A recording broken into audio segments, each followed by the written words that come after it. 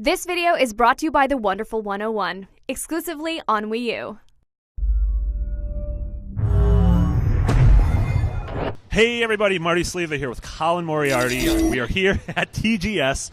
Colin, first thing you did this morning, first day of the show, you went to the Sony keynote. Well, first I got up out of bed. You got up out of bed. Right. Yeah, you probably had a muffin or something. I had a muffin, I took a shower, and then I went to the keynote. And it was pretty cool. They had a trio of speakers, including Andrew House and, of course, Shuhei Yoshida, our boy Shuhei Yoshida.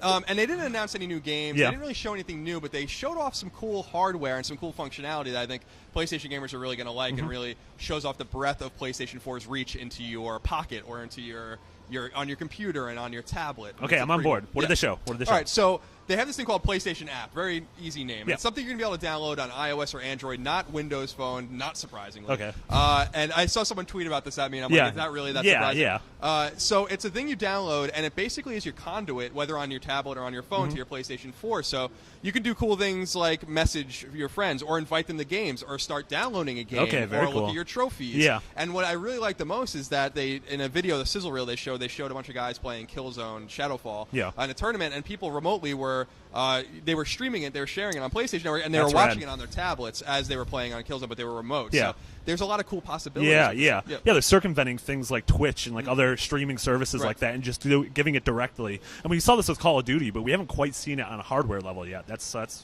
rad. It's very cool. If this works, I mean, this is the thing with what we keep saying with PlayStation 4, right? If it works, then it's going to be pretty cool. But they don't back down on it. That's the thing with remote play and all these things. They just don't back down on it. And I really think with Gaikai and other technologies that they've developed and purchased, that these things are actually going to work. Yeah, and I saw a little bit of their second screen too in the Playroom demo, and they pulled it up, and immediately this app opened up, and they were manipulating the environment and creating items that they just threw right into the game. And I mean, this is something, like you said, I love the fact that they're really going into this 100%, and I just hope it works out. Me too. And what I like too is that Sony's always about the Sony ecosystem, right? About PlayStation 3, about PlayStation Vita, and PlayStation Vita works with the PlayStation 4, of course, but it's cool that they're saying, like, no, your Apple tablet will work or your Android tablet will work, and them saying that kind of, as they already have with PlayStation Mobile, that maybe we need to start moving away from PlayStation devices and Sony Xperia and all of these things that people don't really have. So I think that's really cool. And the other cool thing they showed, and they demoed it for the first time, was PlayStation Vita TV working as a PlayStation 4.